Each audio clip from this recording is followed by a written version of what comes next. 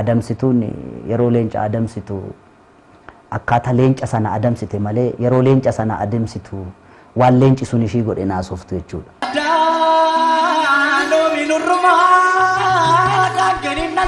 Kan kiyyaa miti jechuu miti.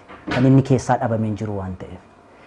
Akkuma dura jechuu yaale abbootiin keenya kabajamtootaa fi hordoftoota Burqaa Entertainment nageenyi koo badhaadhaa bakkuma jirtanitti isin haa qabu jechaarra kun chaanaalii Burqaa Entertainment dha. Warreen chaanaalii kanaaf immoo haaraa taatan subscribe, like, share gochuun akka nu jajjabeessitan isiniin jechaarra har'aaf immoo viidiyoo yoomiyyuu kan isin daganne gooticha keenya artist Hacaaluu Hundeessaa fi Adwaan maal fakkaata kan jedhu isiniif qabadheen dhiyaadheera. Haga xumura qophii keenyatti akka nu faana turtan isiniin jechaarra warreen chaanaalii kanaaf immoo haaraa taatan subscribe, like, share gochuun akka nu jajjabeessitan isiniin jenna. Bakkuma jirtanitti ammas irra deebinee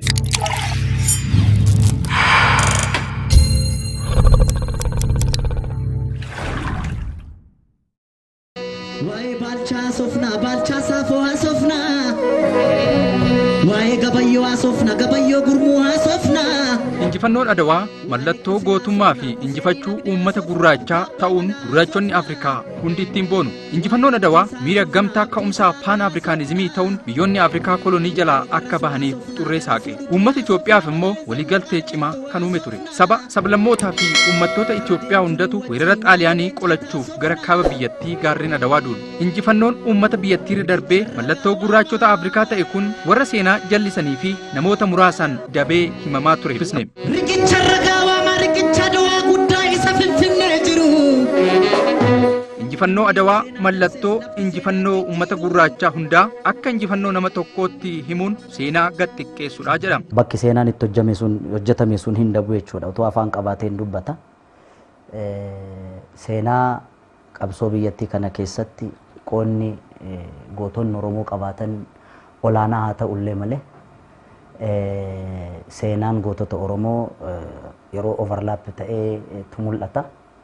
Haa ta'uti immoo seenaa gaanyumtuu haguuguu malee guutumaan guututti awwaaluu hin danda'u. Adawaan Oromoo malee Adawaa hin fakkaattu sobadha jechuudha. Kanaaf kan Adawaa bilisoomse waraana Adawaa irratti sababa sablammiin biyyattii kanaa hirmaatan illee malee qooda olaanaa shoora olaanaa fardeen Oromoo fi qabsaa'onni Oromoo qooda olaanaa qabu jedheetiin amana. Adawaaf Oromoon adda bahees hin miidhagu. Injifannoo Adawaa keessatti gumaachi qabsaa'ota Oromoo fi fardeen isaa warra injifatametu ragaadhaa jedha Hacaaluu Hundeessaa. Adamsituun yeroo leenca adamsitu akkaataa leenca sana adamsite malee yeroo leenca sana adamsitu waan leenci sun ishii godhe naasoftu jechuudha.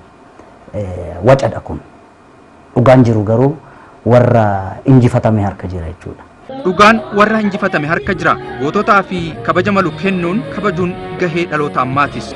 Oromoo qofa miti fardi Oromoos akkamitti akka lolu beeka. Oromoon biyya kana lafee isaatiin akka ijaares dhugooma. Ayyaana kana fardeen 300 hanga 500 karraa magaalaa Finfinnee hundaan hirmaachisuun waa'ee abbootii keenyaa himaa gootummaa abbootiin keenya nu dhaalchisan yaadachuun kabanya jedha artist Hacaaluun. Olmoos gara fardeen 500 agar 500 hinuma seenu jedheetii yaada. Egaa waan haaraa miti. Nuti abbootii dhum keenya yaadachuuf malee yeroo kanatti qaamni waraannu hin jiru. Akkaataa garuu isaan faradoo isaanii garmaamsaa eeboo fi gaacha nama fakkeenyaaf naannoo jalduu fi amborraa eeboo akaakileen isaanii ittiin duulan maacoo fa'aa warri qabatanii dhufantu jiru. Qeerroon Oromoo biyyi kun akka biyyaatti gateetti isaan dhaabbachuu baree fageessee ofitti amanuu qaba. Seenaaf gootummaa saamame deeffachuu akka qabus dhaameera. Dhaloonni kun dirqamni isaa qabsoon inni kana booda godhu seenaa saamame san gootummaa saamame san deebisisuu irratti qabsoo walirraa hin cinne gochuu qaba. Kan kiyyaa miti jechuu miti.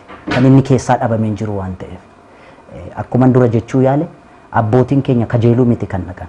Kallattii arfaniinuu kan dhaqanii du'an kajeeltuu ta'anii miti. Gootummaa isaaniiti. Faajjii isaanii ol kaasuun dirqama keenya jedheetiin amana. Seenaa ofii himannu malee ormi nuun himuu hin du'a malee maaloo maaloo. Finfinnee biyya abbaa keenyaa jirra jedhaa eessa jirtu? Shaggar jirra jedhaa eessa jirtu? Shaggar jirra jedhaa eessa jirtu? Biyya Tufaa Munaa jirra jedhaa eessa keessa jirtu.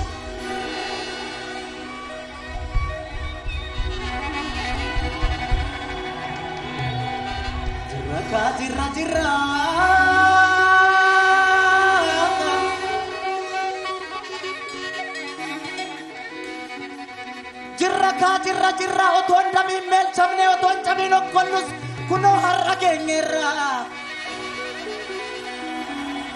Kunoo har'a geenyeerra seenaa afaan saaqneerra. Kunoo har'a geenyeerra seenaa afaan saaqneerra. Kara deemtuun hin waccii.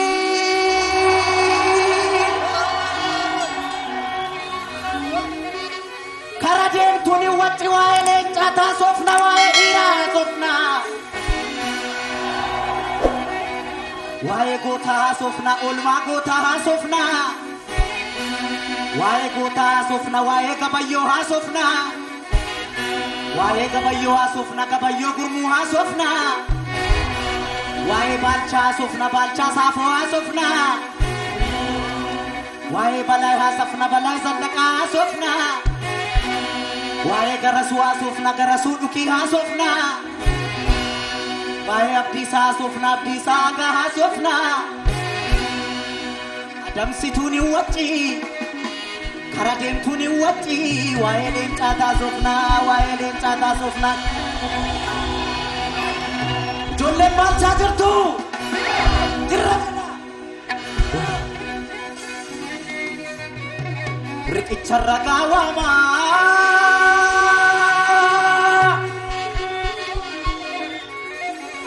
Riqicharra gaawwamaa riqicha adoo guddaa isa finfinnee jiru.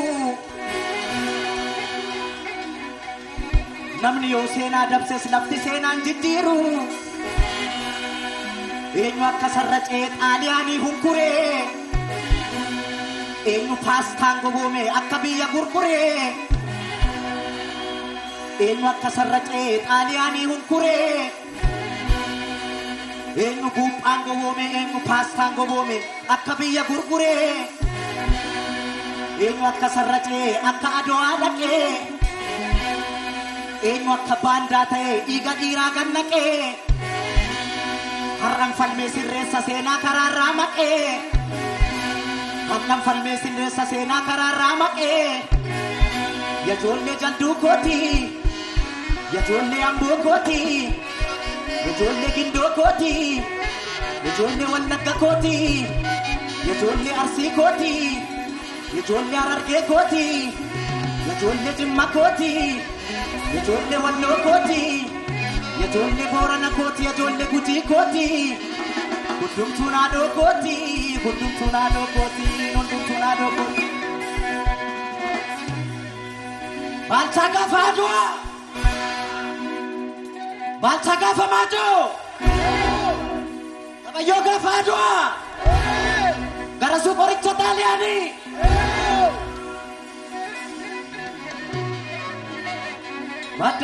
Madaaloo minurrumaa dhaanganii naltu hudhalte jedhanii. Kan jiruuf barri darbee kan du'eetta duudhiite jedhanii. Seenaa ofii himannu malee mormi nuun mi'uu hin du'e malee maaloo maaloo maaloo.